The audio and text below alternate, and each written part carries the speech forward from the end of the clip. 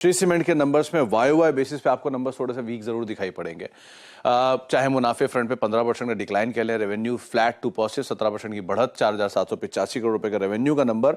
EBITDA करीब 910 करोड़ से घट के 892 करोड़ रुपए इस तिमाही में आया है और एबिटा मार्जिन 22.5% से घट के 18.5%। ये वाई बेसिस पे आपको नंबर दिखाई पड़ेंगे। हालांकि क्यू ऑन क्यू बेसिस पे यही नंबर्स में पिकअप आया है। वाई बेसिस पे वीक है, क्यू ऑन क्यू बेसिस में नंबर्स के अंदर पिकअप है। तो श्री सीमेंट में आप मिक्स साइड पे नंबर्स रख के चलिएगा कि अगर steep on a face of it numbers weak दिख रहे हैं, लेकिन क्यू ऑन क्यू नंबर्स के अंदर एक अच्छा पिकअप आता हुआ दिखाई पड़ा है। इंडिया बुल्स हाउसिंग यहाँ पर नंबर्स 306 करोड़ से घटकर ये इनकी रेट वो भी है 26, एक इक्वल वेट रेटिंग और एक होल्ड रेटिंग है 21,000 के टारगेट्स के लिए। इंडिया बुल्स के केस में 306 करोड़ से घटकर मुनाफा 262 करोड़ रुपए आया है और एनआईआई करीब 646 करोड़ से बढ़कर 733 करोड़ रुपए इस तिमाही में आता हुआ दिखाई पड़ा है। लेकिन इंडिया बुल्स को आज बैन में है, तो उस लिहाज से भी आप नजर रखें। प्रॉफिटेबिलिटी इनकी वीक साइड पे आते हुए दिखाई पड़ी है। ग्रॉस एनपीए स्लाइटली घटे हैं, नेट एनपीए भी स्लाइटली घटे हैं इस तिमाही के अंदर सीक्वेंशियल बेसिस के अंदर, लेकिन वाई बेसिस पे प्रॉफिटेबिलिटी में एक डिप देखने को मिला है। एयूएम 4% की बढ़त, 75,000 करोड़ रुपए के आसपास के एयूएम का नंबर कंपनी ने इस तिमाही के अंदर पोस्ट किया है। हाउस व्यूज भी आए हैं इसके ऊपर, लेकिन जो नंबर्स हैं वो more less flat to negative side पर वाई बेसिस पे सीक्वेंशियली थोड़ा एसेट क्वालिटी में एक डिक्लाइन है, तो वो एक पॉजिटिव साइड पर आप मान के चल सकते हैं। इंडिया बुल्स हाउसिंग फाइनेंस ध्यान रखिएगा, लेकिन एफएनओ कर्व में आज से शुमार हो गया है, या आज के लिए शुमार है। अब देखते हैं Shri cements. Gaurang sir, cements पे आप पहली नजर रखते हो, ये श्रीवीरी रडार पे या सबसे प्रिफर्ड? अगर श्री रडार पे नहीं तो उस पर चर्चा करने को फायदा नहीं है, या पसंद नहीं आ रहा तो क्या फायदा, क्योंकि ये ट्रेडर्स का तो स्टॉक है नहीं लार्जली टिकट साइज के लिहाज से। सीमेंट रडार पे है क्या? सीमेंट में खरीदारी कर रहे हो, खरीद रहे हो तो क्या खरीद रहे हो? जी बिल्कुल आशीष, और मेरे ख्याल से पिछले हफ्ते हमने रैमको सीमेंट का शायद जिक्र किया था जब हम आपसे जुड़े थे। यस। और कुल मिलाकर के 7-8 कंपनी हमारी बुनियादी तर्क के आधार पर खरीदारी की राय है। पहले तो दिग्गज कंपनियां एसीसी, अल्ट्राटेक, अंबुजा और ग्रासिम। मझौली कंपनियों में अभी जिक्र हो रहा था, हमारे मित्र सुमित बात कर रहे थे श्री सीमेंट को लेकर के, वो हमें पसंद आती है। दालमिया भारत, रैमको सीमेंट और जेके लक्ष्मी सीमेंट, तो ये 4 कंपनियां हैं। और कमूमन हर बारिश के मौसम में अनुमान लगाया जाता है कि सीमेंट के बोरियों का जो खपत होता है वो कम होता है, लेकिन पिछले 2 वर्षों से अगर आप जो आंकड़े हैं वो देखें तो वो निरंतर ऊपर जा रहा है बारिश के मौसम में, जब हम तुलना करें बारिश के मौसम की साल दर साल। और हमें इस बार भी ऐसा ही लग रहा है कि इस बार भी मेरे ख्याल से एक नया इतिहास बनेगा, क्योंकि लोगों को लगता है कि निर्माण कार्य थोड़ी धीमी गति पर होता है, लेकिन हमें ऐसा नहीं लग रहा है। ये है preferred picks. Ramco cement last week बोला था, याद आ रहा है मुझे। एक बार जरा रैमको की महीने भर की चार्ट उठाइएगा। रैमको सीमेंट लिटरली मेरे ख्याल से बहुत अच्छे मूव्स एंजॉय कर रहे हैं। तो गौरांग सर, वो तो बढ़िया फंडामेंटल कॉल था, लेकिन ताबड़तोड़ तेजी दे गया है। जी हाँ बिल्कुल आशीष, और ये मेरे ख्याल से आंकड़े आए थे उसके बाद हमने पिछले मंगलवार को बात की थी रैमको सीमेंट के बारे में, अगर मेरी याददाश्त सही है तो, या बुधवार को बात की होगी। जो स्तर पर है वहां पर नई निवेश की तो मैं राय नहीं दूंगा, क्योंकि लक्ष्य काफी करीब आ गए पिछले 2 हफ्ते की तेजी के बाद, हफ्ते 2 हफ्ते की तेजी के बाद। हाँ, लेकिन अगर गिरावट आती है, क्योंकि हम निफ्टी पर भी बहुत ही अहम स्तर पर खड़े हैं, 18,400 अगर पार होता है तब जाकर के मेरे ख्याल से और ऊपर की तरफ का दायरा होगा।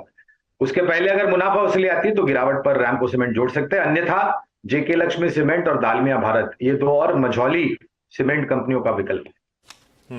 ठीक है, ये हो गया। अब एक कर्व में एक ट्रेडर्स डिलाइट है नहीं, तो टेक्निकली उन स्टॉक्स पे नहीं जा रहा मैं। लेकिन सुमित, एक काम करा जाए, बहुत सारे नंबर्स इसके बियॉन्ड कैश मार्केट क्या है, कौन कौन से, और आपने अगर क्लासिफाई करा गुड बैड अगली के तौर पे तो बताएं। देखिए, बहुत कोई बड़ा गुड तो नहीं, लेकिन हाँ कुछ अच्छे नंबर्स जरूर आए हैं जहां पर आप नजर रख सकते हैं। तो उसमें एक एसजेवीएन को पहले लेकर आइए, बढ़िया नंबर्स कंपनी ने पोस्ट किए हैं। वाई बेसिस पे भी, सीक्वेंशियल बेसिस पे थोड़ा सा पिकअप आता दिखाई पड़ा है। 504 करोड़ रुपए का रेवेन्यू, करीब 17 करोड़ का प्रॉफिट, 146%, लो बेस के सामने अच्छे नंबर्स हैं। सीक्वेंशियल बेसिस पे नंबर से पिकअप आया इसके अंदर। इसके अलावा आय के साथ साथ इबीटा फ्रंट पर भी कंपनी के नंबर्स बेटर साइड पर है। ऑपरेटिंग परफॉर्मेंस भी कंपनी ने अच्छी पोस्ट की है। 309 करोड़ का इबीटा है और मार्जिन भी 44 से बढ़ के 61% के आसपास आए हैं। हालांकि सीक्वेंशियल बेसिस पे मार्जिन थोड़े सबड्यूड है, लेकिन अदरवाइज नंबर्स इतने को खराब नहीं, बहुत अच्छे नंबर्स कंपनी ने पोस्ट किए हैं। इसके अलावा कुछ और नंबर्स जहां पर बेटर साइड पर नंबर्स में EIH, जहां पर मुनाफा 14 करोड़ से बढ़ के 84 करोड़ है YOY बेसिस पर, आय 301 से 637, इबीटा 19 करोड़ से बढ़ के 204 करोड़ और मार्जिन 6% से बढ़ के सीधे 32% आए हैं। हालांकि सीक्वेंशियल बेसिस पे यहां पर भी नंबर्स थोड़े सबड्यूड है, लेकिन YOY बेसिस पे लो बेस का भी एक बढ़िया इफेक्ट यहां पर आता हुआ दिखाई पड़ा है।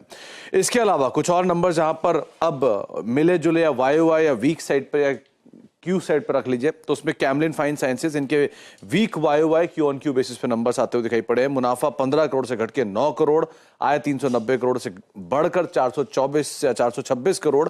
हालांकि इबीटा भी बड़ा है YOY बेसिस पे, लेकिन एक एक्सेप्शनल है जिसका एक इंपैक्ट यहां पर आता हुआ दिखाई पड़ा था नंबर्स में, इसलिए थोड़ा सबड्यूड आप मान के चल सकते हो। बोरोसिल 34 करोड़ से घटकर 22 करोड़, आय 220 करोड़ से बढ़कर 260 करोड़, इबीटा 40 करोड़ से करीब 40 करोड़ और मार्जिन 18% से घट के 15%। मिक्स साइड पे नंबर्स भी हैं YOY और सीक्वेंशियल बेसिस पे इन नंबर्स के ऊपर भी आप नजर रखेंगे। HEG 40 रुपए पर शेयर के आसपास का कंपनी ने डिविडेंड दिया, लेकिन मुनाफा 129 करोड़ से घट के 99 करोड़, आय 673 करोड़ से घट के 616 करोड़, इबीटा 160 करोड़ से घट के 123 करोड़ और इबीटा मार्जिन भी 23% से घट के 20%। नंबर्स वीक साइड पर हैं, लेकिन डिविडेंड आ गया तो उसका एक इंपैक्ट यहां पे शायद देखने को मिल सकता है। गरवारे टेक्निकल YOY बेसिस पे नंबर्स बेटर, करीब 53 करोड़ से बढ़ के 60 करोड़, आय मुनाफे फ्रंट पे आय 356 करोड़ से 370 करोड़, इबीटा 73 करोड़ से बढ़कर सीधे सीधे 80 करोड़ और इबीटा मार्जिन 20% से बढ़ के करीब 22% के आसपास आते हुए दिखाई पड़े। YOY साइड पे नंबर थोड़े से बेटर साइड पे आप काउंट करेंगे। वीक नंबर है गुजरात अल्कलीज के, मुनाफा 221 करोड़ से सीधे घट के 71 करोड़, आय 1100 करोड़ से सीधे घट के 1130 करोड़ के आसपास, इबीटा 350 से सीधे 250 करोड़ और मार्जिन 30% से घट के सीधे 20% की रेंज में। तो वीक साइड पे नंबर गुजरात अल्कलीज की तरफ से आते हुए दिखाई पड़े हैं। इसके अलावा PB फिनटेक नंबर्स थोड़े बेटर साइड पे आप काउंट करेंगे। घाटा 219 करोड़ से घटकर 9 करोड़ रुपए और आय 540 करोड़ से बढ़कर 860 करोड़ रुपए। तो नंबर पिकअप हुए हैं YOY बेसिस पर, इस लिहाज से आप इनके ऊपर नजर रखेंगे। GPT इंफ्रा, इनको एक डिफर्ड टैक्स क्रेडिट मिला है, जिसकी वजह से नंबर्स आपको थोड़े बेटर दिखाई पड़ेंगे YOY बेसिस पे। Q-on-Q बेसिस पे हालांकि बेटर साइड पर है नंबर। 11 करोड़ से मुनाफा घटकर 10 करोड़, आय 265 करोड़ से 268 करोड़, इबीटा 16 करोड़ से बढ़कर सीधे 24 करोड़ और इबीटा मार्जिन 6% से बढ़कर सीधे 9%। ये YOY बेसिस पे नंबर है। कैमलिन फाइन साइंसेज, ये लास्ट कुछ नंबर्स में से एक नंबर है। इनके मुनाफे में करीब 13 करोड़ से घटकर 3 करोड़ का आंकड़ा आया है। आय 390 करोड़ से 427 करोड़ हुई है, इबीटा 24 करोड़ से 44 करोड़ आया है और इबीटा मार्जिन 6% से बढ़कर 10% है। हालांकि यहां पर भी एक्सेप्शनल आइटम इस क्वार्टर के नंबर्स के अंदर आपको दिखाई पड़ेगा। और आखिरी नंबर है सनसेरा इंजीनियरिंग का, एक ब्रोकरेज हाउस की रिपोर्ट भी यहां पे आई है। हालांकि नंबर YOY बेसिस पे वीक है, Q-on-Q बेटर है।